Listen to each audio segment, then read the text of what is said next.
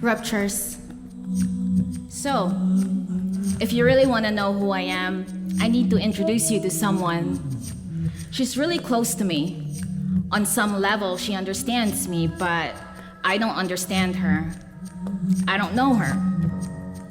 She's known me for many years. I never wanted to know her. But she's persistent, she's relentless, she's unapologetic. She gets to the core of people, and that's why they like her. All my friends love her, sometimes to the point where I'm wondering if they love her more than they love me. Because when they tell me about the things that they like about me, they're talking about her, which is insane because she's insane and they know it. When I say she gets to the core of people, I mean she fights to know you.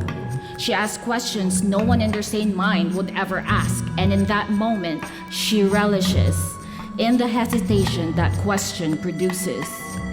In that second, she's judging whether or not you trust her enough to be vulnerable, to be naked with honesty, because that's what she wants from people. Your weakness, your secrets, your life story. Because once that's given, there comes the illusion of responsibility, a deception that you will mistake for intimacy.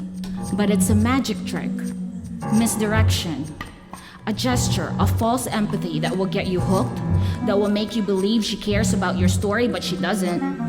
All she wants are subplots. All she wants are anecdotes and imagined characters to fulfill her grand narrative where she's both villain and protagonist, because that's how egotistic she is. She's also a nymphomaniac, like wildfire devouring everything on sight, a homing missile that won't stop until you've been used up, spent up, and shattered into tiny little fragments so microscopic you can hardly believe it was once you. A physical and mental kind of explosive exhaustion that will keep you barely alive, barely breathing, wide-eyed and wondering why she didn't text you the next morning. And that's okay if it wasn't malicious, if her intent wasn't rooted in deceit, because for her, it's about power. It's about regaining something once violently taken from her, reframing the trauma so that she can take it from everyone else. For a night, she's in control. For a night, she's guiltless, renewed, invincible. Like no man can wring her heart and make her believe their lies, because she's the one lying, she's the one using, she's the one bestowing violence, bestowing pain, and she won't stop. She won't stop until you're dancing the dance of learned helplessness so smoothly, so easily, even knowing the whole time it means nothing because you mean nothing. Do you see how easy it is? How easily people can lie with their actions, how easy it is to fool someone into thinking you love them to protect yourself from isolation and loneliness, to use people's weaknesses to distract everyone else from finding out you're just a mistake. In the span of an entire evening, 6 hours can be so fleeting. That's what it feels like. That's what it feels like to be the devil. I know this hurts, but I have to keep going, because if I stop, I won't know how to start again. And this conversation is so important for us to have if we ever want a real chance at a relationship. Because I've spent so long writing fiction, I forgot how much of my life is embedded in truth, if there is a truth, in all of this hypocrisy, in all of this insanity. Because the sad truth is, I'm scared.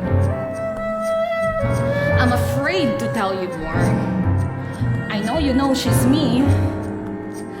They tell me she's me, but I don't want to believe it. Because how do you ever convince yourself there's a demon inside you just waiting to be spawned, waiting for a decrease in your lithium and Seroquel, waiting for the day you forget your bag in someone else's house and realize you have no medication to take in the morning? Do you see how easy it is? Do you see how easy it is for her to come out? It just takes one mistake and she's free. And there's nothing I can do to grip her in silence, to bind her back in her prison, even if that prison is me. And how can I convince you I'm a good person? How can I convince you I'm still worth loving when I know this poisonous, toxic cadaver of a woman is inside me, just waiting waiting to take over my mind like an infection, like a parasite that talks for me, thinks for me, acts for me, while all I can do is sit back and gaze from eyes that were once mine, watch her destroy everything I worked so hard for while I still had control. And then I wake up, and my job, my friends, my family, all gone, just like that. I am now a stranger to my own life. My life is in my hands, I grip it. It's so familiar to me. I know this story, I've lived it, but it's written in a language I no longer understand. My doctor says, find yourself within the mania. Find yourself within the depression. You're still you even when you're manic. You're still you even when you're depressed. All you have to do is recognize her.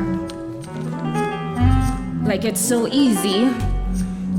Like it's a 12-step process I can separate into columns left and right. Mania versus depression, imagination versus hallucination, superpower versus delusion, self-reflection versus voices in my head, me versus bipolar versus schizophrenia. Because pardon me if I don't want to find me in sleepless nights, paralyzing nightmares, and self-destructive behavior. If I don't want to find myself waking up in a bed wondering how people can keep lying to themselves about living lives without wanting to die, because suicide for me isn't an option. It's not appealing, it's not sexy or romantic, it's about survival.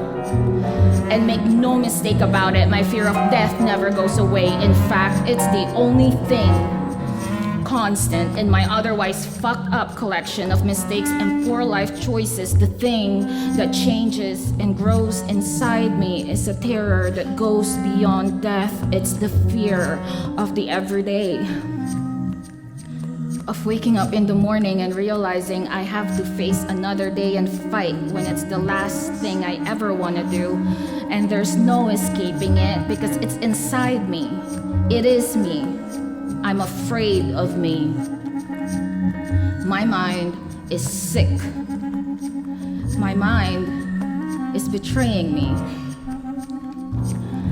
And the only thing I can do, in the few months that I'm sane, I become a hero of truth. I am the lie slayer. Truth, I'm obsessed with you. You're mine now for this page and the next and the next and the next. I'm truth addicted, truth enslaved, truth imprisoned. I can't live without it. I can't breathe without it. It's the only thesis that runs through my mind while I'm lining up inside countless emergency rooms, inside disinfectant-smelling hospital walls. It's that passion for truth and the longing desire for it that keeps my heart beating, that keeps my adrenaline flowing inexplicably, undeniably. I will fight for it.